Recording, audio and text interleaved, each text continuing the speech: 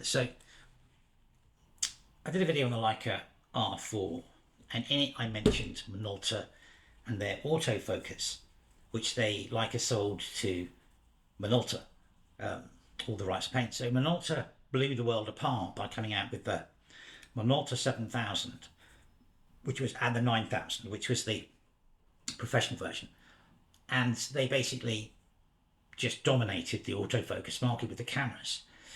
Now, after that first one, I didn't buy one of those first ones. I sort of waited until they'd refined it before I jumped into the Minolta lens. I will say, I'm a huge fan of Minolta cameras. What they did, they were really, really smart. Sometimes they actually invented things they solved problems that you didn't even know that you had. I mean, Minolta were the first people to ever create a talking camera. Did we need that? I don't know, but it's amusing. And they did all sorts of advanced technology in their cameras. Sadly, Minolta is not with us anymore. It was brought together with Konica, and then basically that whole technical division was sold to Sony.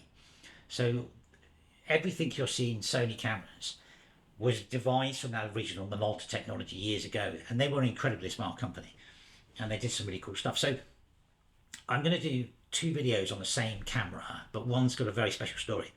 So one of my favorite sort of I love them all, but is the Dynax 8000i, Minolta 8000i. You can buy these for like nothing. I think this one was a tenner, but they're so accomplished autofocus cameras. There's a great anecdote online. Some guy shot 1,000 rolls, did 190 weddings, shot 1,000 rolls of film. That's 36,000 exposures before his camera decided, his Minolta 8000i decided to give up. That's like shooting continuously a roll of film every single day. So great reliability, great autofocus, great features. And they actually were very clever with their marketing, Minolta. The 8000i, although you sort of see them, you get them for nothing, these things, they're great. I like to use them just in case when you go out, you want to take photographs, and so I don't know, a demonstration or something, the world's particularly sketchy. The last thing you want to do, or go somewhere sketchy, the last thing you want to do is take a camera, which is expensive. I mean, you see these guys online who have their Leica's stolen, and why would you even do that? I mean, wherever you're going, one of these, if I lost this quid, I mean, the lens, the 28 on this is about 50 quid, and the body is £15. So, and it's a very functional camera. Why, I'm not really bothered. It's like someone nicks 60 quid off you. It's not the end of the day, is it? Just go and buy another one of these things. But yeah, so I mean, that's why I've got them, because I like to have like non-expensive cameras to go out with. The lenses, Minolta lenses, phenomenal. They're just great. Minolta is one of the only two Japanese camera manufacturers that actually made all their own lenses, which is quite incredible. And even when Leica and Minolta got together, Minolta shared some of their lens technology with the mighty Leica. So I think there's about 4 or 5 lenses. And then they carried on, because Leica weren't very good at zooms. So there's some of the earlier primes were given and then rehoused this Minolta glass. And I think they worked on a load of zooms. I know the Leica guys go like, oh, that's not proper Leica. Me, I've only got an R4 because it's really a Minolta camera, not the other way around. Anyway, so this is the Minolta 8000i. You can see it here. They came up with all sorts of funky features to put into these things. They came up with a card slot system. So because the microprocessors weren't that powerful at the time, they had to build on extensions. So there's a slot system on the side of these cameras. I can open it. See there, we'll see it on the table in a minute, where you can add feature cards. Some of them are hilarious, of fantasy cards. So it does all this really weird zoom stuff. And then you do the controls, ISO and stuff like that on there. But the 8000i is sort of like, they released a 7000 and it had a top shutter speed of 1/4000. So they released this quite soon afterwards, which has 1/8000. Great camera, great autofocus, really does the job. Anyway, we'll look at it on the table, and then we'll come back at the end.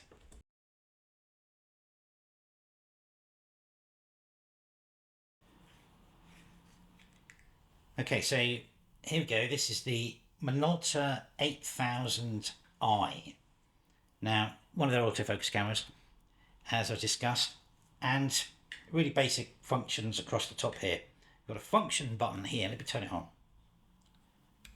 Okay, so over on this display panel over here, this LCD display, you basically shows you the giant P means I'm in program mode, and you can switch the mode button here and then just move the slider at the front and go through your modes: aperture priority, shutter priority, or what have we got there, and back again. Now if you get stuck on a mode at any time, you can just press the P button and it reverts you back to all the settings we set.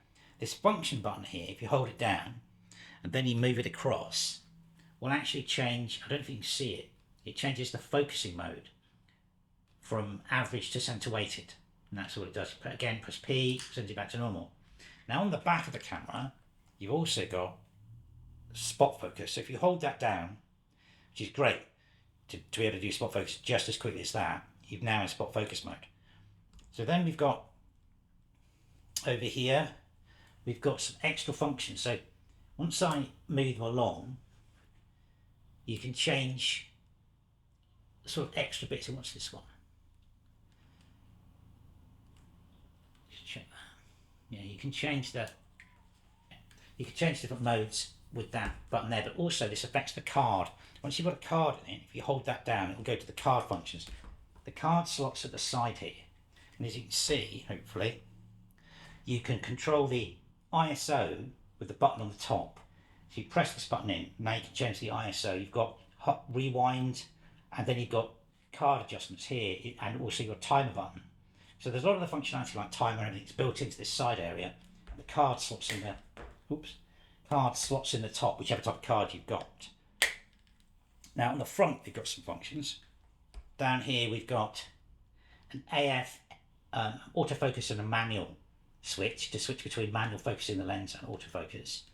You've got exposure compensation, and then a value that I can't remember. I've never used this because I've never used the flash of the camera. This button here adjusts something to do with the flash, which I don't really know what it is. Anyway, and then there's some kind of weird, maybe a release thing here at the side. Again, I don't pay much attention to those, to the sort of like weird ports on these cameras. And you turn it off and it's locked. So it's really simple to use.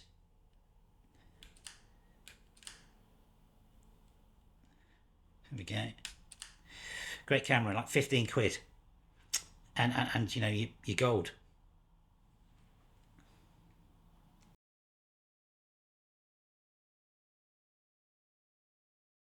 Okay, so that's the Minolta 8000i.